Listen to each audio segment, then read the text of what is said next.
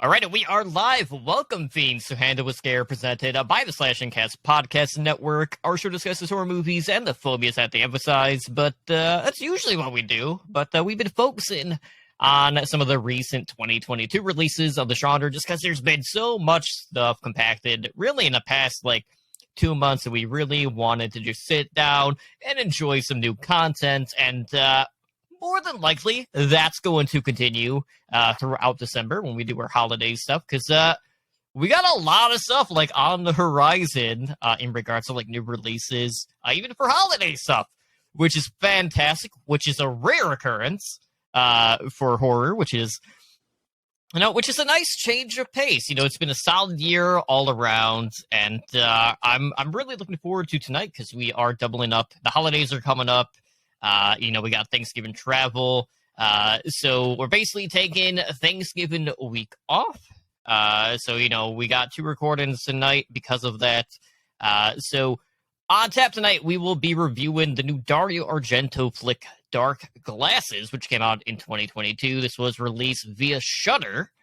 And of course, to help break everything down with me are both of my co-hosts, Holly, Hooch, and John. Guys, how are you doing tonight? Hi, doing okay. We're at the Haunted Mansion again. The monster. Yeah, I see that. And, I was in Anaheim last week. I will note, I had one purchase at Disney.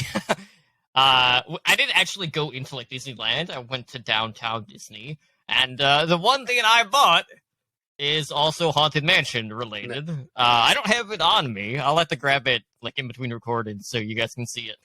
But I was very happy with my purchase. It is also alcohol related, which shouldn't come as a surprise to many people. But yeah, good to be back home. Had some issues, with wind here in Chicago, so my flight got delayed a couple of times. But had a really good time in California. Fortunately, my hotel Wi-Fi shit out on our last recording, but you guys held down the fort, so thank you so much for that. And glad we didn't have any hiccup.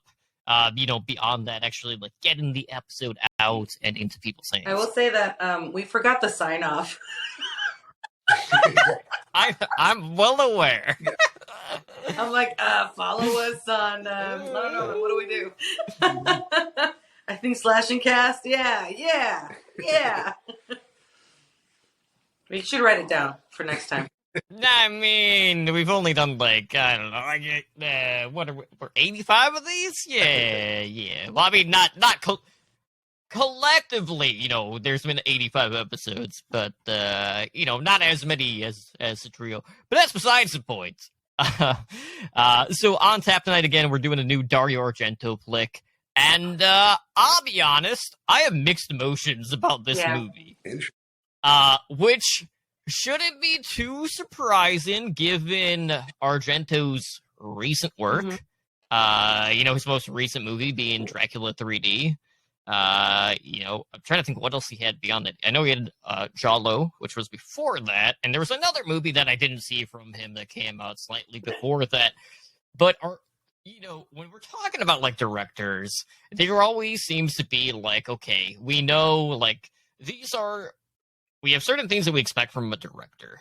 And then as they get older, there are a couple of duds that come out. We've seen this with numerous directors out there, which are extremely notable. When you're talking about John Carpenter, a lot of people didn't really care for Ghosts of Mars being one of the bigger ones that everyone's like, man, what the hell was this? For me, Dracula 3D was definitely one of those for Argento. So when I saw this and I saw the They Live themed poster for the movie, I was like, oh, okay. I didn't really read into the plot or anything. And then I read the plot. I was like, okay, well, let's see how many Giallo elements are actually going to be in this movie. And one of the most perplexing things to me, just right out of the gates, is when I went to queue it up on Shudder, you're looking at the movie information, seeing the runtime, who's in it. It doesn't have a rating listed for the movie, so I couldn't tell if this was a PG-13 cut, if it's rated R, if it was uncut, or what the deal was. And there were definitely moments in this movie that didn't help like decide like, okay, what cut is this actually? Because there are a few occasions where you have the lead actress who plays the lady of the night. She's a prostitute in this movie, and it's like we're gonna show three seconds of breasts, and then we're gonna immediately cut away. Like they didn't actually like show any sex or anything, and it was really weird because like we got some kills, we got a little bit of blood, but it wasn't like over the top. It wasn't like we didn't have the eye trauma that we would come to expect for like Giallo films. So I don't know. Like it was definitely I still enjoyed the watch, but for me, like there were so many things that were so off-putting that it was just like I didn't really know how to like feel after it. That's interesting. I wonder if there are different cuts then, because we'll obviously get into this as we talk more, but there were some gruesome kills in this movie, and there were boobs and some skin. So it's possible you're kind of more just disappointed it didn't go as far, but the way you're describing it, I'm kind of wondering if maybe there is like a different version of the movie. I saw the one. I think we saw the same one. I saw the one on Shudder where, she shows her boobs. She's with a client and she just takes off her top. You see the tatas, cut. You don't, and you don't actually see her engaging in sex with anybody in the movie. I think you're right in terms of like you didn't get that much gruesomeness. Even the climax scene, which I'm just gonna go ahead and talk about it, where the dog is ripping out the dude's throat. Didn't that seem like that dog wasn't like in a rage at all? He was taking, I don't know, they really should have worked that dog up a little bit more. There was no bloodlust in that dog's eyes. It's just she was just biding her time the whole time. Num. Like I was very surprised how mild that kill was. He'd given all like the blood and the gore, and I'm like, wait a minute. Well, it was definitely a puppet dog that was, they were showing the like chewing on the neck. They had probably, and then just like the one like sinew was like. But I mean, so in the beginning of the movie, the first kill wasn't. I mean, he does the piano wire around the girl's neck, and I think in the bush outside, he catches her on the street, and it fully like kind of cuts her neck open, and then there's kind of a long protracted scene of her staggering around, which was pretty neat. Blood pouring out everywhere and out of her mouth. So I mean that was pretty gruesome in terms of the kills, and I think that I saw 2 boob shots. They were quick, but I think I saw 2 because there's one in the beginning. And then there's one when she's with the guy who he's like, I'm ugly. I'm glad you're blind. And but I mean, that's a quick one too. But there were a couple, and then there was one where she's standing like in full, what do you call it?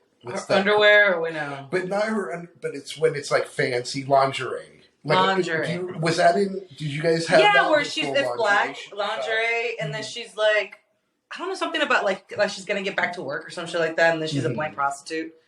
Which now that should have been the story. I think I don't know. Maybe there's not. I mean, I agree. It's not violent that much in terms. There's only kind of like 3 main kills, right? The first one. Well, there's the woman. The accident was pretty big. That's pretty gruesome. I mean, the part they showed it kind of reminded me of Death Proof. Yes, where they had slides over. They had been kind of run over and flat. Their faces had been kind of. And then there's the cop who was killed in the van, and then the lady cop who, for some reason, approaches the van in a hysterics without her gun out. Yeah. People in this movie, we're kind of jumping around, whatever, but people in this movie have a problem with standing in front of moving vehicles and not getting out of the way. Multiple people in this movie get hit by cars because they just stand there in front of the car. But so I think I liked this movie probably more than you guys did because I'm a weird Italian horror movie fan in that I don't just kind of love Italian horror movies in general, but I love several of them specifically, like Suspiria and Inferno and Phenomenon. I like a lot, and Mario Bava is really great, like the Black Sunday and Black Sabbath. The movie that the band got their name from. No, they really did. No, too. no, I know. I'm not laughing at that. I'm just laughing in general. No, I really like Italian horror movies too, and this movie I liked as well. But I there's it's such a big name to live up to, right? Mm-hmm. And I think I don't know if I'd mentioned this to you earlier in the week or something because we watched this like weeks ago, right? Was that I think a big romance of the Argento movies is like that 80s, 70s kind of look and feel that, it's 2022, so it's not going to be that anymore. And I think I miss that a little bit. Go ahead. You. Oh, yeah, I was going to say, like, we're used to, like, those vibrant colors, the goblin soundtrack. And, we've had some Jolly films. Holly and I did a Jolly segment for last year's, like, Halloween virtual convention where we were talking about, The Last Matinee and, Last Night in Soho. And, we've definitely still have a similar trend for some of, like, these Neo-Jolly films where it's been more, like, soaked in, like, I guess neon would neon lighting would be like the direction that it's kind of gone in. And we kind of like saw something similar with like VFW, even though that's not quite the same genre, but still the same aesthetic in that case. Whereas like with this you don't really have like the same color palettes that you were used to seeing. Like you still like really feel the music in this one, which is definitely like one of the highlights for me. In the movie overall, but I really appreciated just like the eclipse opening because it's very foreshadowing of what was going to happen to our lead in this movie eventually going blind. But right out of the gate, I'm just thinking, I'm like, oh man, I hope you brought your glasses. Don't be like Trump. Don't look directly at the sun. Don't look at it. And then of course, as soon as you see like the eclipse happen, I'm like, oh my god. It's the rain, There's so many things like right out of the gate that jump at you. Yeah. And then like when the blind part actually happens, I was like, oh man, I guess she's just gonna hang up her boots now. She's not gonna go back to work. So... And then then the other part of me is like, was there a market for that kind of thing? I'm sure there is, but then like, how are you gonna look out after yourself? Because like you don't really have anyone there to protect you. You don't have a firearm either, and even if you did, like, how are you going to shoot it? How are you going to aim really at anything, which comes into play later in the movie. Instead of just having the kid take the shot, which would have made a lot more sense than what actually happened. But that's besides the point. But it's like, I couldn't stop laughing at the fact that I'm like, oh man, like, what is she going to do now? Because, like, she fires, like, the maid, and it's like... She had it coming. Well, who's going to pick up the house? Yeah, she did. Like, she was being very judgmental to a blind woman. So what? She was a prostitute before. Mm-hmm. I know. You didn't seem to give a shit then. I know. She was judgmental from the beginning, even before she was blind. But she was just mad. She was, lashing out. She's lashing out. But I thought all the actors were great. Well, I don't know about the cops, but the lead actress, really great. The little kid was great, too. Yeah. The psycho killer, he didn't have much to do, but he was pretty cool, too. Yeah. The beginning was great. The eclipse part was cool. That was cool how it was funny, too, how she was kind of driving around being like, what is going on? She was like being like, I'm so confused about what's happening.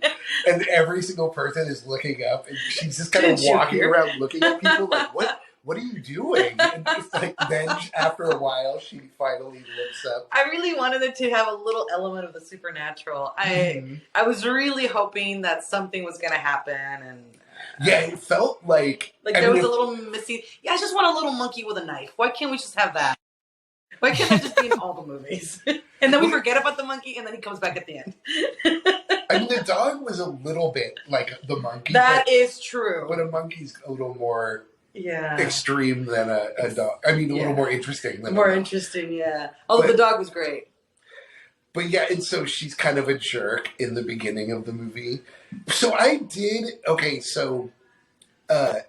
in terms of the colors, I'm a huge fan of his early stuff because of that, the look of and it's not just, it is an 80s thing, and he's putting a lot of colored lights in those movies, but he also has a lot of color in the movies naturally too, where like in Suspiria you see those buildings and interiors where it's like red paint with gold trim and stained glass windows and things like that. So it's super colorful naturally, but also in terms of the lights he used. And it's disappointing that he kind of has abandoned that style. I don't know if it's something he just got a little cleaner, sick of. Yeah. But that's kind of been my thing, that why I'm not a huge fan of a lot of his recent stuff, is because most of his recent stuff isn't really like that anymore. And it adds a real element of just fantasy when you have those color palettes and whatnot. Like this one, I mean, like it's a little bit more straightforward and more on the realistic side. With the exception of those slow-moving cars that seem to kill so many people. But it almost felt like there were nods to the color thing at certain points in the movie, because there was like a part where they were in a room that was all red, and then they run out of that room through the hallway, and it's all blue flashing lights. And I was like, oh, damn, like, there it is. Like, why can't the whole movie why can't the whole movie this? Or when they're running away, like in between the buildings, I think there was a lot of there's some stuff. So it's there a bit. A lot of texture. Yeah, that's the thing too. It adds a lot of texture to the movie. But I do feel like it did kind of feel like as a Dario Argento movie. It had a sort of 1970s feel to it in like, excuse me, I'm burping. It had that kind of 70s feel to it where... The apartment decors a little bit.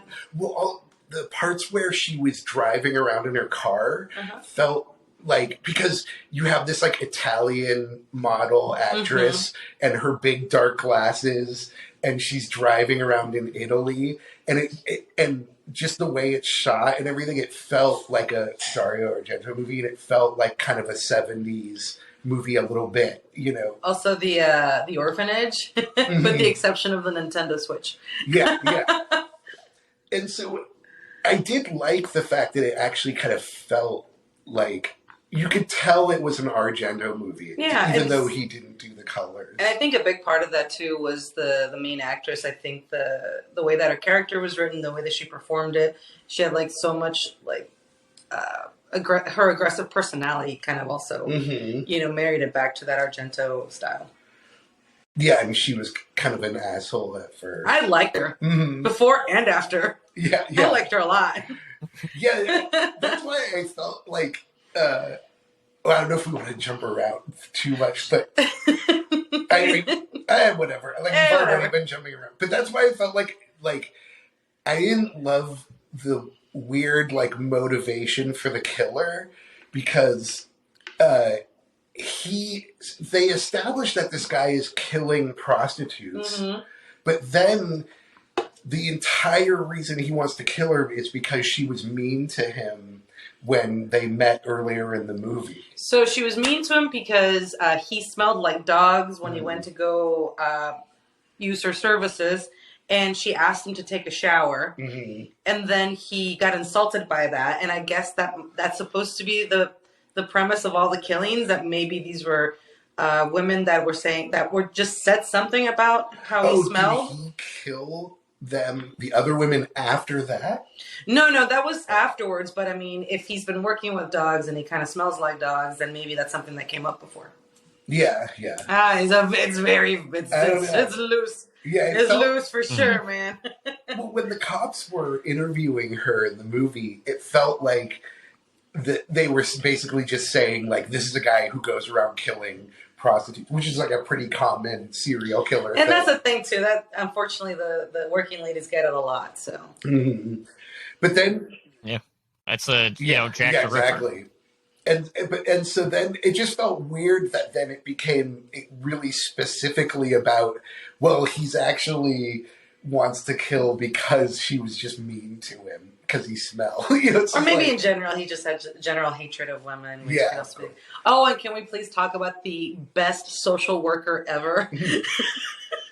That's Dario Argento. I remember thinking, like, wait, is that the social worker? That's not her friend from, like, previously established scene? I know. Yeah, that's a kind-ass social worker. Yeah, she totally Come to my home. They hang out. They become friends, definitely. That's Dario Argento's daughter playing that role, of course. I should have paid more attention. I knew it was coming, and then I kind of forgot. I like her from. I thought she was good in Land of the Dead, the Romero zombie movie. She was pretty cool in that. But yeah, she gets. It is kind of good. Like I sort of liked it because it was like they did a good job, at least at first, with the story of her becoming blind and then kind of having to deal with being blind and everything. And I thought for sure it didn't so much happen, but I thought for sure they were going to do, this is a more Hollywood thing, of course, but that they would do that thing where it's like she's become blind and she becomes self-sufficient. And then at the end, they end up in that situation where it's like pitch black and she uses the fact that she's blind. I don't care how many times they do it. I love it. And he can't see, and so, but they didn't really do that. Instead, she's like, "Hello." Well, she wasn't blind long enough to like really know all of the elements. And then the worst part is when she's in danger and they end up at that sort of what is like a hydro station or whatever. Yeah. She just keeps yelling out, "Hello, hello, is that you?" Like that's how he finds you. For fuck's sake. And they made two annoying decisions in that to part turn on, that like, were strictly flip switches. No, that were strictly like we have to do this so that the story will be interesting. One is like they didn't bring the dog with them when they went out to the two of the kid and her in that final part. It's like you would of course bring the dog. The dog is literally trained to be a guard dog. Why would you leave? It's a German Shepherd. That's what can kill somebody. Yeah, it was like, oh yeah, she's just gonna slow us down, when they're trying to like flee the police. And then at the end, where the killer has to, it's a very good reason why he stole the dog, right? The dog is a very valuable dog. Dogs that are trained are worth thousands of dollars. But like he spelled it out so much, where I was like, I guess okay. But I liked that part too because it was actually kind of cool because he was like the dog guy who was super into dogs. I did like that. And so I didn't even need the explanation that the dog's expensive. I just like the idea that he was like, well, I'm not going to kill the dog. I'm going to keep him because he's the dog guy who I would have gone with that too. But like the fact that they had to lay out that explanation kind of took me out of the moment a little bit. Although it's a really good explanation. Well, I mean, it was just their way of like letting you know, like, hey, like he is a dog trainer. On top of it. I meant to go back and look. He's not the guy, though, who she gets the dog from initially. No, I don't think so. No. Okay, no, because that's she has a whole training montage. I liked it. I think he was the one getting attacked by the dog in the was that him? training bit, if I'm not mistaken. Oh, where he was like, and they have that actually, I don't know why, but I thought that line was funny when the woman... when the dog attacks him, and she goes, "The dog is attacking the trainer." Did you guys? Did you watch? Did the version you see? It was in Italian with subtitles, or was it dubbed in English? No, Italian with subtitles. Okay, yeah, same. I wasn't sure if there was a dubbed version out there yet or what, but. No. But yeah, no, that line really made me laugh. I don't know why. Just because it's like the dog leaps at him and knocks him down. Oh, that's actually kind of cool. I just realized that's like a mirror of the end where the dog jumps and knocks him down. the same thing happens. Hey. Dario's got the filmmaking chops.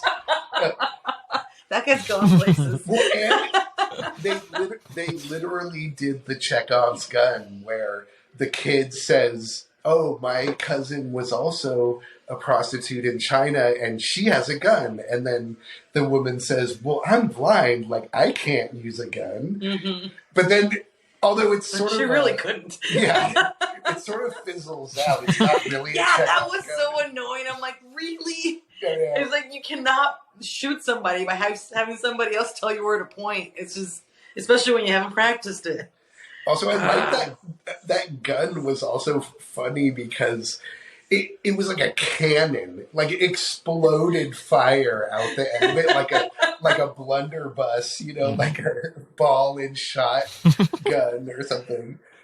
But it was like a handgun. It was, You're talking about the shotgun that the pistol that they were firing at the killer. Oh, weren't they? Okay, so wasn't the scene where they end up on the road in the out of the middle of nowhere, and this van, or not a van, like a truck comes by, and there's these two guys that are just driving down, and wasn't that a shotgun? That was a gun.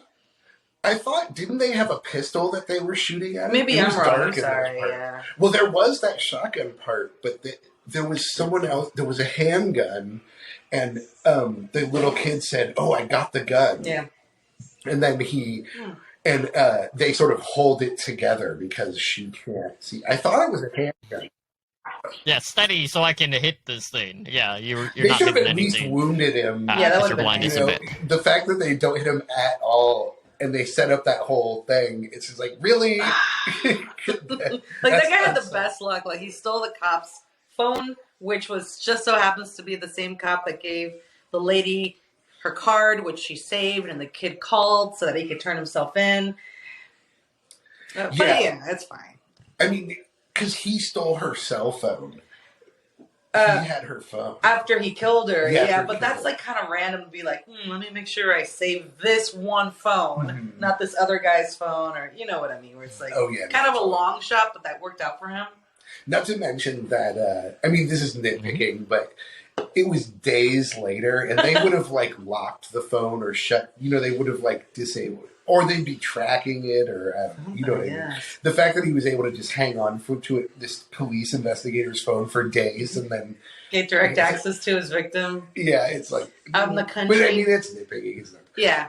Well, because it does do kind of that Dario Argento Italian horror movie thing of being kind of like a dream, where it's really kind of surreal and it doesn't follow logic, really. I mean, this movie follows logic more than his other movies, for sure, but it still has those kind of weird moments that are his kind of thing, where stuff happens and you're just like, what? Like, why did that happen? Why are we looking at underwater snakes? Yeah, exactly. Yeah, the other snakes. I kind of love that, though, because there's always, in his movies, he always has like a weird animal attack. Like in Inferno, the guy randomly gets attacked by all the rats in the tunnel. Or Phenomenon, of course. Yeah, the bugs. A guy gets attacked by cats in Inferno as well. So yeah, the snakes, which were not only biting, but were trying to strangle too, which was kind of funny. Yeah, those guys are impressive. But also, I mean, kind of a good, Argento moment. He does that. It's just the weird. It was a lot of her like screaming and hurrying the kid along, like just a lot of yelling. Not even screaming, yelling. I did kind of like the story idea of how the killer causes the big car accident and it kills the kid's parents and blinds her, and then they end up reunited and helping each other. I like that too. It's pretty cool, and that feels like sort of almost, it feels also kind of surreal, kind of fairy tale-ish, like something that really wouldn't happen. And then he runs away from the orphanage to like go stay with her, and she keeps him around. That was neat too. I liked it. And the bumbling. Then of course, the kid's getting like bullied by like the other orphans because they like take his knockoff switch when he like throws it to the ground because he's an ungrateful little shit initially to her. And then, here comes, Diana is her name in this? threatening to beat the shit out of all the kids with that her was stick. Awesome. She was like threatening. She immediately turned into like an angry old lady. Just threatening people with sticks, you know? Just yelling at a fucking void. The nun completely, like, conveniently disappeared during that part. Yeah, just left her alone with a bunch of kids. Like, oh, well, there you go. Mm-hmm. But it was kind of hilarious, too, the way that scene happened where she's basically leaving and then she hears them bullying and she's like, turns around, she like, kind of storms back in there and it's like, I'm going to kick all your asses. She was the best. Yeah, she was good. She was funny. She was cool. And I don't know, and it was hilarious that, yeah, her blindness was, like, not that much of an impediment for her profession. In fact, probably helped her out a little bit. Mm-hmm. Yeah, the guy who was like, I'm ugly, he was like, you can trust me, I left the right amount of money. Yeah, that's another thing I thought about, too. It was like, you're going to need a buddy system because who's going to count that money? Mm-hmm. Making sure that they paid up. She should use like an app, like a phone money app. That way it could like read out. Or maybe the kid could count the money afterwards and be like, yeah he shorted you like $200. I'm sorry, euros. They could become like a team, like business partners. Yeah, not like a pimp at all, though. Yeah, just a manager. Just a manager. He just takes a small percentage. All he does is count the money and hold the gun. Oh, wait. That's like when Mark gets a job at the brothel. The brothel. But that's maybe even a little bit like that movie, the Professional. Oh yeah, young Natalie Portman, right? And killer, but no. What did we think about the weird like countryside chase scene where that guy? I mean, the killer was so lucky. So as he's approaching. Yeah. What was it that as the social worker was leaving, he was approaching and he sees her and he turns the fuck around, goes after her, runs her off the road, chases her, right, a little bit? Or, chases her and then, like, It's like, man, that guy's so fucking lucky. I got a little frustrated with that, too. You got to balance it out a little bit, you know? Like, you win some, you lose some. You can't just be like, win, win, win, win, win, and totally lose the war out of nowhere. But I did actually like how they did it where they show her she's driving and then she sees the van and they do that little flashback, like the wall flashback of the van. She's like, oh, that was the van. And then she drives by and then they cut to him and he does the little wall flashback where he remembers her from spying through the window and he's like, oh, wait a minute. That was actually kind of clever how they did that, like how they both saw each other. And then, of course, the frustrating moment of when her and the kid end up on the same fucking field, and then they do get rescued by these two dudes who just decide to stop and have a chat. And like, maybe, do you need like a blanket? Do you want a cup of coffee? Oh, there's a maniac on the loose. Let's just take care of you first, okay? Yeah. For fuck's sake, let's get out of here. I hate that. Like, so there's multiple. That happens also where the police guy gets hit by the van, and the van is still sitting there, and then the policewoman runs out and sits there and helps him. It's like, the van can just run you over. You know he might have a gun, right? Yeah, it's like the same thing happened in The Happening when they shoot the kids. And then instead of running away, they run up and go like, let's have a scene where we are. And it's like, he can still shoot you guys. He's got more bullets. The fuck are you doing? They did that twice in this movie where someone did that. It's like, you're still in danger. What are you doing? Yeah, like you're not out of you should probably get away. Like you might want to get off the road at least and turn off the lights. What was funny too is when that van stopped to help. The good people stopped to help her. It's like, instead of everybody getting in the van and driving away, which is what anyone would do in that situation, the guy gets his rifle out to go look for the killer. And then what's hilarious is as the camera's going by and you see him doing that, the main character woman is standing at the back of the van with the other guy, and the other guy is giving her coffee from a thermos. It's like, what the fuck and are a you blanket doing? or some shit. I'm like, what the hell? And they're standing there drinking Have you not seen the Texas Chainsaw Massacre ending? For fuck's sake, you want to end up like the truck driver or like the truck driver? Yeah, exactly. Wait, like the pickup truck driver at least had the semi truck driver. Yeah, the pickup driver. He drove away with her in the back. At least he knew to just drive. Well, I mean, I guess that was a more obvious situation. What with Leatherface and the chainsaw? But still, nobody even. I swear. Well, I don't know. Maybe some gun nut would, but nobody's just going to be like, "Oh, there's a screaming woman in the street. Like, let me get my gun and walk around in the dark, see who is out here, and see who's out here." And I also, there was a moment when they opened the back of that van and the dog was back there, and I was like, "Are they going to make her get in the back with the dog?" I was also thinking about the logistics about how they were going to get her in the car and where she was going to sit. And it's like, that's a weird scene. And then that was another part that was weird, or where they did a thing just because to make it more tense, where it made no sense in terms of the characters, was when they're wandering around out there in the dark, and the kid is like, "I'm going to go see where the river leads to. Yeah, you stay here." And then he just walks away while she stands there. It's like, that they would never do that.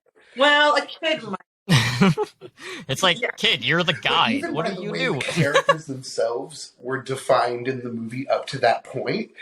They were both too smart to just go off alone. Like, he would have been like, "I'm not leaving you," like, or I don't want to go by myself. And even if she wasn't blind, he should have left her. Yeah. But so they just did that so that she could wander around by herself for a while and be in danger. Yeah. Now, I will say, one of the little details that irked me was, like, when they're at the kid's place, fleeing from the cops, and then, like, they kill the cops, and then, like, the killer's on the way to, like, they're, like, on the way to, like, the kid's place. And they're like, "Oh shit, like we got to get the hell out of Dodge." And like the kid's like grabbing onto her, and she's like trying to run through this building in her high heels. And the kid's like constantly tugging her, like running as fast as he can. I'm like, she's gonna slip. Slow you down more in the long run. She's blind and she's in high heels. I think that part. There's a funny shot where she's trying to run in heels while crouched over holding the kid's hand, and she's like crouched. She's so tall that she's almost like crouched, doubled over, and trying to run along. Like, it's like, oh my god, that looks comical. But there was, by the way, that I gotta point out, there was a really awesome shot. That I feel like is almost a reference to a movie poster, a Dario Argento movie poster. But there was that really cool shot of the killer where you just see him in outline and he's holding the knife up and the knife is perfectly lit. I don't know, or maybe that's a movie poster I'm thinking of for a different movie, maybe Sleepaway Camp or something like that. But that was a really cool kind of classic The shot. Leather glove hand, that's the classic Argento or Giallo kind of. And he did wear a overcoat and gloves at one point, which is required for the genre. But what else? Like I felt like I kind of was with the movie more for the first 3/4, and then the end was kind of just like it wasn't bad, but it kind of became, run around and have the. And then there was a lot of commute time in this movie, because even at one point, like, he takes them to his lair. Takes them to a third location. Yeah. At this point, like, fourth. He never did before any of that. And I was like, oh, okay, I guess we're gonna do that. But he just killed everybody out right before. Well, I guess they were at this point. Yeah, exactly. Well, yeah, she was the one that got away, so he had to go back to get the kill. But, like, that's the thing. Like, at the end of the obviously, like, that's the end goal. But, like, you got the kid there. Like, I don't know what the hell you're gonna do with the kid. But then he makes it a point where they're, like, tied up. And, like, the killer's basically just, like, wanting to like treat her like a dog on top of that too. Oh, Like, oh, I'm gonna have yeah. you. And you're like, begging is this too. sexual? Like right next to the kid? I'm not exactly sure what's happening. Mhm. Right, his whole dog thing. And he was like, I'm going to show you. Yeah, I guess, yeah, he had to get revenge since she got away. And then, of course, the very did they have a thing where they were both trying to get the dog to attack the other person? Yeah. Kill, Well, attack, he and she's was like, just I telling don't him to know, stop. attack. I think dogs actually, I mean, that might happen, but I swear I think dogs are trained where they, the dog would only really obey her, He Yeah. wouldn't. But I don't know. I mean, yeah, that was kind of cool, though, anyways, where he was telling the dog to stop and she was telling him to attack. And I guess, I mean, like, I don't know. I feel like I've just seen, I don't want to put down the dog's acting, but There's better dog but acting. I feel like there's better dog acting. Yeah. I feel like there's better scenes in movies Oh, where for sure. they've been able to train a dog to, like, act more aggressive than this very kind puppy that they had killing this man. I mean, she got the job done with the hell of a puppet. That part was kind of awkward, too. Yeah, right? It was weird because the way it was shot, the guy has a knife in his hand, the Mhm. killer, and the dog is sort of, run at him and jumps at him, right? And they're in the shot, he just swipes with the knife, and the dog sort of crashes down separately from him. And I thought, oh, he killed the dog. Yeah. Like he was able to stab or cut the dog before I don't he think could get him. I think the point was that he didn't make contact because the dog seemed okay. Right. And then he's laying on his back. And then I thought, like, well, why didn't he just get up?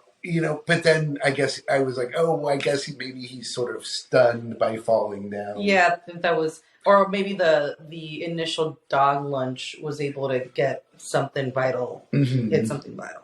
But it felt awkward because it was like, on one end, why doesn't he just get up? And there was so much time where the dog is sitting there growling and not attacking. And it's like, why is he just laying on the ground waiting for the Get dog? up! Yeah, like, what are you doing? What's happening? And then the dog comes at him and bites his neck and starts chewing on Very his gently. neck. And then the puppet dog, yeah, where Then it's the like puppet dog. when it's just the mouth on his neck. Yeah. And, I guess that was a puppet. and they did kind of, it felt like they were trying to be kind of gratuitous with that part where, he's pulling up Sinew and pieces yeah. and then there's kind of a further away shot where you can see more Yeah, kind of stuff going on. But it wasn't very obscene or it wasn't very shocking. It was just like, oh, there's some bloody bits. Mm-hmm. Yeah, there really were just kind of 3 big kills, it seems. And that was supposed to be like the showstopper, and it wasn't too showstoppery. No, and I think the pretty much all the earlier kills were more graphic and crazy than what happened at the end. Except for maybe just the length of how long the dog chews on him. Which was a while. And then it's funny because then it cuts to the kid and her laughing, where they're all happy and laughing. And it's like they've gone insane. They've snapped. They're sitting there laughing all joyously as the dog chews this guy's neck apart. Yeah, it's because they're looking around and being like, "Oh, great! Now we got like 20 And then more killer exactly dogs." the sequel is them with their dog army taking so the explanation for the killer did feel kind of weirdly weak at the end. I don't know why. It did just for some reason bug me that it was just like, well, you were mean. And they did the little flashback of her going, you smell, when he was talking about it. And she was still gonna fuck him. I don't understand why he was so upset. yeah, she just wanted him to take a shower. But it's like the whole kind of A fragile. hooker's telling me to take a shower? No, you're the dirty whore. Yeah, exactly. It's like the fragile ego thing. I think so. I can't take that. And his van, I swear to God, like I understand that they wanted to have the van be sort of like his signature, like, oh, there's the van. But the fact that he kept driving around continuously in the same van, it's like they would have caught him if you just keep driving around in the same car in Didn't he paint 2022. Oh yeah, I guess they were. Yes, see?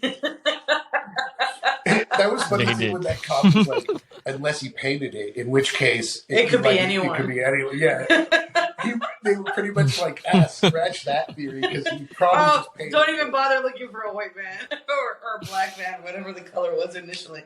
And that Oh, yeah. that's a thing that a person can just do. Right. Like, I repainted my van the other day. I may be able Like to do with that. house paint. I was gonna, well, yeah. So in the movie, it was a little. It's usually the other way around, where it's frustrating that victims can't seem to do anything right, and so that's why the killer's getting away with it. Mm. In this one, they went the other route, where the killer just can't lose, and no matter how many smart moves the victims are making, they're still ending up at his mercy until the very end with the dog, right? Mm. So that was a little like, you just get a little tired of the shtick, right?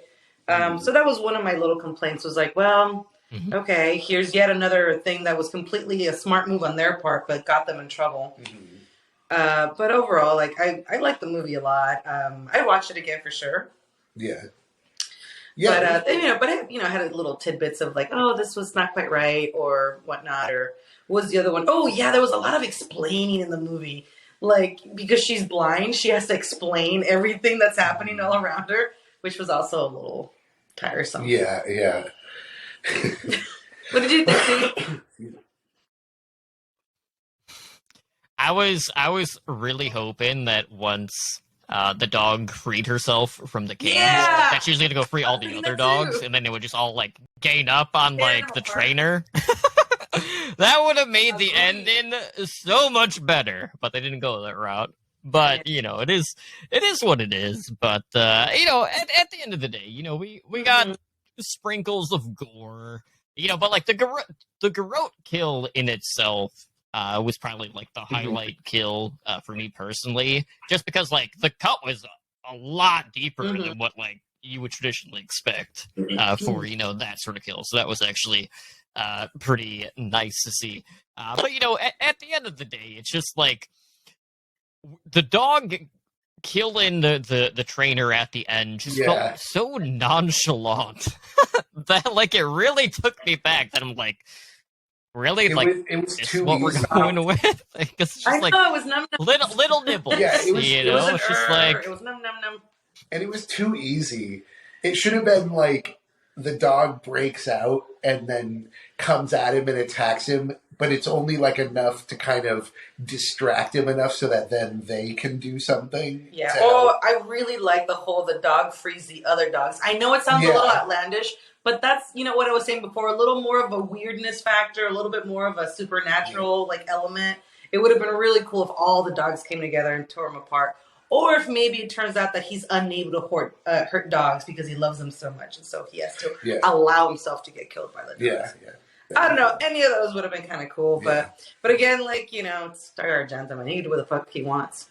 And that's the thing is like Dario Argento, like that's why the visuals. I think his visuals are so important, and why I really wish he would do them is because it makes the sort of weird stuff that doesn't make sense or isn't that great not matter because there's so much cool visual stuff happening. It's just like, part of the ride, Yeah, like Suspiria and Inferno are not perfect movies by any stretch. They have all kinds of weird stuff where things don't make sense with the story or are disjointed and things. But it doesn't matter because the whole thing is so cool and unusual that you're just like, whatever. It's like a fever dream, things don't always make sense. But sure. And that's kind of the problem with making the filmmaking being more real world based. Right. When he does that, because it doesn't quite work. That it's just sort of a wonky movie at that point. But you know what always works? Italian. I don't know. I love watching horror movies in Italian. I did, I appreciate it because I thought they were going to do the overdub since they always do that with his movies, but I was okay with it being subtitled and in Italian. Yeah, I'm cool with that, definitely. And I did appreciate the fact that, after, the accident, they do kind of like go through okay, well, like, let's acclimate That you was to neat. being blind in your life. So she has, like her trainer. The only thing missing from that was like really early on, like before the worker shows up, she's newly blind, sure, she has like some semblance of like her surroundings, but like I was really hoping, and this is terrible, but like, as she's like trying to like maneuver her way around the house, like she should have like misstepped on the That would have stairs, been like rough, going to though. answer the door initially, because she doesn't have a walk. She doesn't I'm just have saying, like, a walking stick. those Italian, fabulous Italian homes with like marble tables and like, cool edges and all sorts of narrow passageways and stairs. Like, that would have been painful for her. Yeah. Because she never once stumbled, actually. Only when she was out in nature. Yeah. Yeah. Yeah, it wasn't a huge impediment to her. We did see where she learned how to walk with the cane and everything. I was looking at that coffee table and I was like, man, that thing's she's gonna smack her head into that at some point. But no, she was fine. That's an interesting thing is like, we're so trained from Hollywood movies that you can't help but feel there were like all these things these opportunities that they kind of missed that they would have guaranteed done if this was a Hollywood movie, with the whole using the blindness to her advantage at some point with the dark room or being outside in the dark, or other heightened senses. Yeah, and they even touch on the fact that she hears better, but it doesn't really play into anything. But it helps when she goes back to help the kid. She hears them, but yeah, there's a lot of kind of like stuff that they didn't do that would have, even though it's kind of more stereotypical or like cliche, maybe would have made those movies feel better in a lot of ways. To have some of that standard stuff of like show her not being able to get around or falling down, frustration from being from having a new issue to deal with. But at least they kind of covered it to a bit. Sometimes I wouldn't be surprised in these movies where she becomes blind and then it's just like they don't address it at all again, and she's just like, that's just the character, but they never like deal with. Because I could see that happening in a movie like this too. So, you guys want to hear something embarrassing? All right. I guess I shouldn't. I said I was going to say it anyway. I kind of was hoping there'd be a sunglasses bit where, like, maybe, like, she bought a special pair or something. Well, well, she did buy, like, an extra pair at one point from, like, a road. Yeah, no, the dark... little shitty for saying that. It's interesting because the dark glasses are a thing throughout the movie, where in the beginning of the movie there's the dark glasses because of the eclipse and the people using the shades and stuff to look at the eclipse, and then she just wears dark glasses on her own, of course, and then the blindness with the dark glasses. But as you kind of mentioned, like, the dark glasses don't really like play a factor or have anything to do with anything. And it kind of, every time there's a stupid like eclipse in a movie, I always wanted to have something to do with the story a lot more, like like in Happy Birthday. Yeah, where the eclipse is like, somehow mystically, inexplicably, intertwined with the story, and once like a certain fucking rotation or something is done, like some other special thing happens. That's another thing that I feel like if this had been a Hollywood movie, that would have. I am super trained. it's because it's definitely interesting because it is like, it makes you realize watching a movie from another country where it's like we expect all these tropes to happen because that's what we get with our movies. And then when they don't happen in those, it's like, wait, what are you doing? You're supposed to have this thing happen. Like, that always happens, Zach, when you didn't do that. I guess. But at the same time, I agree, though. Like, I do wish. Because they make it's so cool in the beginning. It feels like the beginning of, like, Independence Day or something. You know, how when they're all looking at the alien ships when Will Smith is like, what are you guys all looking at? And then you see the ship coming through the clouds.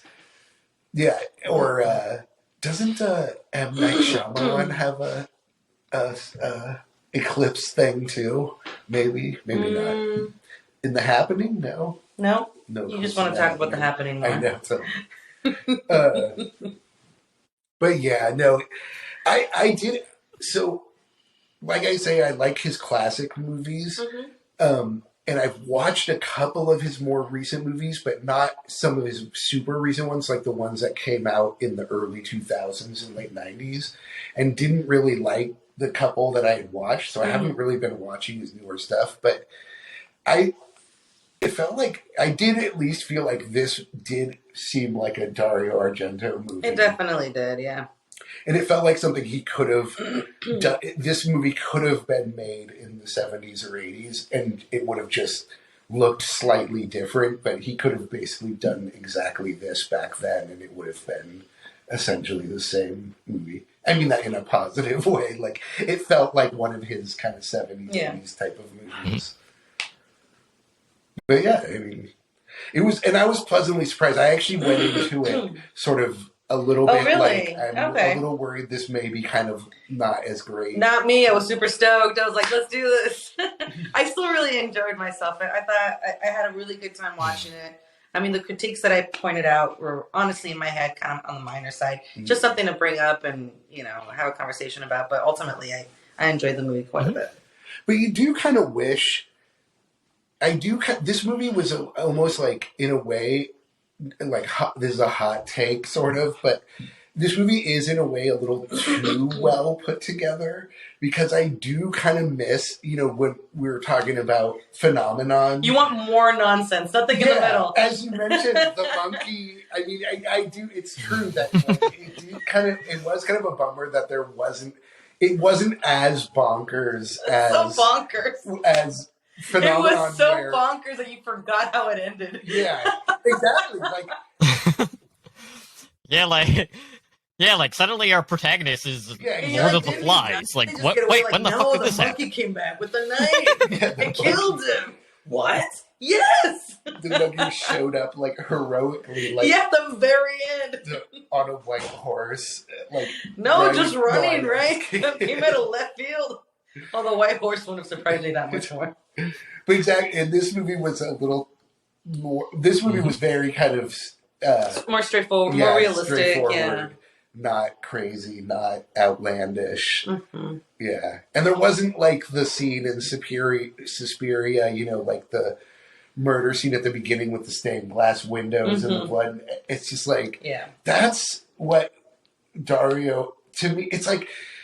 That's his most iconic shot of all time, is the girl on the stained glass window. That's what I want from Dario Argento. That's what I want. It's like we got to write a letter to Dario Argento to please bring back the colored lights and gels and stuff, and bring some color back into the movie. Maybe you could start a GoFundMe for lighting, lighting options for Dario Argento. One of those color gels.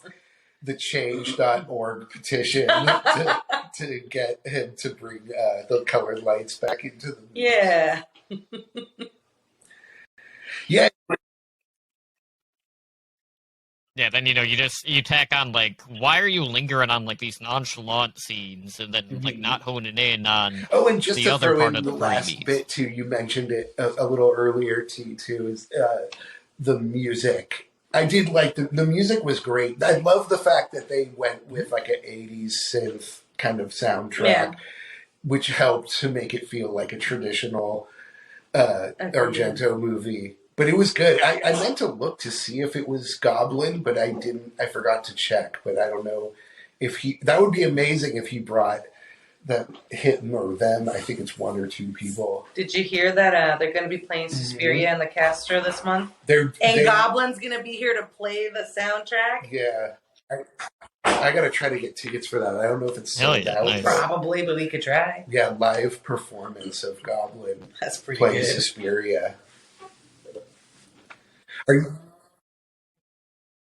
Oh, okay. It's not Goblin. It didn't quite sound like them, but it kind of had the feel of their style. But yeah, that was good too. But yeah, That's it. totally. I mean, a good overall movie, but not necessarily, not, it doesn't rival his best movies. We're gonna watch them.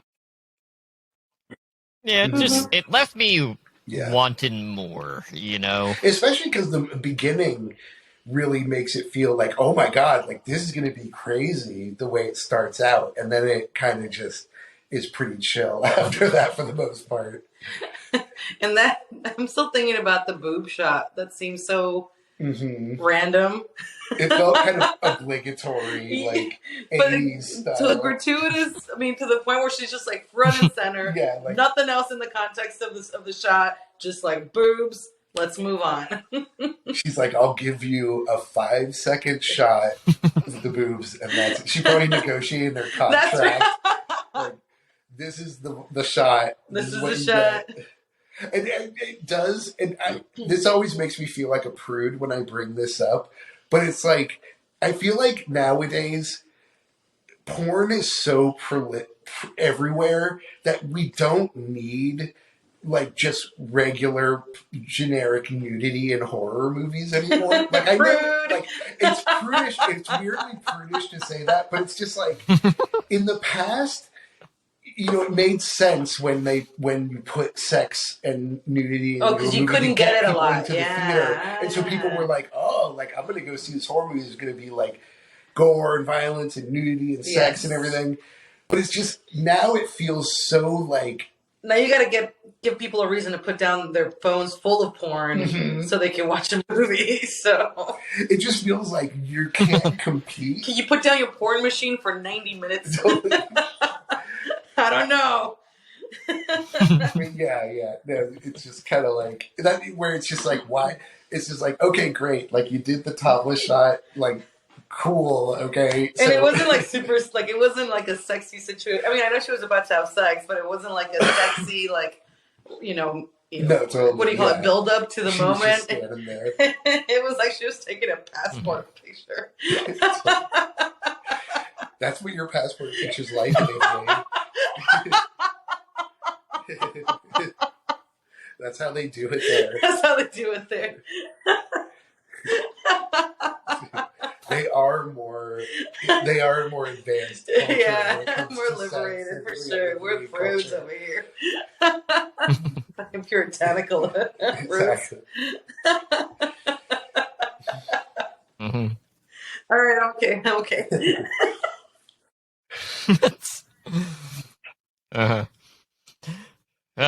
But continues the Italian trend of, primarily like all the women in like Italian horror being extremely glamorous and all the men being pretty hideous for the most being very shaggy looking. But you're right, yeah, she's gorgeous. Oh, the killer guy. The cops were goofy too. I have to throw that in. How they were just like bumbling. Police officers. I was like, there's no way that they in any way resemble, Italian police. That's nuts. Yeah, and it was weird too because it felt like they were supposed to be kind of main characters in the movie, but it was really kind of just like, oh, they showed up, they got killed, and then the killer. They had big personalities, like they were going to have lots of lines, and then they didn't. Yeah. Well, yeah, like they made such a big deal about like, oh, well, we just got a call from a woman about the Chinese kid who's been missing from the orphanage. Oh, is he here? And then she's like denying it, and then like the one it's cop like she just got over her to like trying to search the place. It's like she just got over a traumatic accident after being followed by a serial killer, losing her fucking sight, and it's just like, what the fuck are you guys doing? Like, why would he be so aggressive with her? That's so nuts. They should have been like, okay, are you sure he's not in there? Right. We're gonna be watching, and at least. Yeah, like at least a female cop like calls him out on it after the fact, but like then they make like such a big deal, like, oh, we're going to be back with the search warrant, and then when they do come back, and this is after like they flee to Chin's house, and they're like knocking on the door. Oh, they're not answering. You guys didn't even have a search warrant at that time either. And they're like, oh, let's call the higher ups. It's just like, where's this going? They're looking up at her window, and the one cop says the lights are off, and the other one says, She's blind.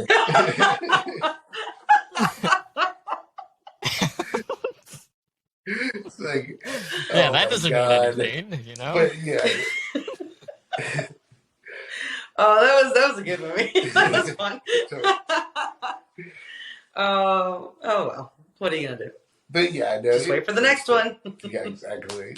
Dario Argento's got to be like 80s or 90s, but he's got to be really old now, I think, because he was in his 30s or 40s back in the day when he Yeah. was. Look it up, T. How old is Dario Argento? He's probably. They probably got a comfortable chair for him on let's see. set that he just like 82. lounges in. He has like a little scooter with a little remote Yeah, on exactly. One of those little. it. He was only there to film one scene, the boob scene. How old is he? Okay, yeah. Yeah, that is for sure. that is up there. 82. And good for him. I hope he keeps making more movies. Yeah, for sure. Maybe he'll make another Demons movie. I love that movie. Demons is great. So there we go. Mm-hmm. One thumb up. Yep. The other one closed. Yep. Yeah. It's a good. If you're a fan, if you're a fan, worth watch watching it for sure. And I'd watch it again. Just because I really enjoy Italian horror movies. Mm-hmm. So. Mm-hmm. All right. Well, with that being said, of course, on our next episode, we'll be taking a look at Sissy, which is another 2022 Shudder release, which deals with bullying to a much bigger degree than like the little shithead orphans like bullying the Chinese kid in this movie. Yeah, and I had a lot more fun with that movie, but we'll talk about that here in just a little bit. But yeah, Dark Glasses streaming now on Shudder, and came out a couple of weeks ago. I'm sure people have had time to check it out by now at this point, and of course, if you haven't, it's readily available to you. But with that being said, we are going to close things out here tonight. Of course, if you guys are looking to find our content, you can find next time. What? Yeah. Oh, yeah. Okay, you got your notepad? Okay. All of our video content is viewable on YouTube at Handle with Scare Pod. You can also find us over on Twitter at Handle with Scare. I mean, yeah. And now you how else would I advertise the show? And now you can buy a verification. Yeah, social media. I know. Nah, who was Look, we can't lose $8. We're not even verified now as it is. We don't need $8 yeah, I got guys. I got to keep the lights on YouTube, for fuck's sake. Twitter. Jeez, man. And of course, yep. And of course, if you want to write into the show, you can also email us at handlewithscarepod@gmail.com. So looking ahead, of course, next week we have Sissy, and then we'll be on our holiday break for the week, and then after that we'll be doing a series review for the Midnight Club for our last November episode. Which I'm looking forward to that. I'll probably end up rewatching the series before then, since we got a couple of weeks. But we'll be on the download for a little bit. But of course, we'll have our episode next week, and then we'll have an off week. But looking forward to closing out the year. Really excited for some of the Christmas stuff we have coming up. To varying degrees, some more than others, but should be a good way to cap off the year before we, kind of like reset, go back to our phobias at the start of January. But with that being said, that will do it for us here tonight. With Handle with Scare, I've been your host, Tommy Drug, joined as always by my co-hosts Holly and John, and we'll see you guys back next week.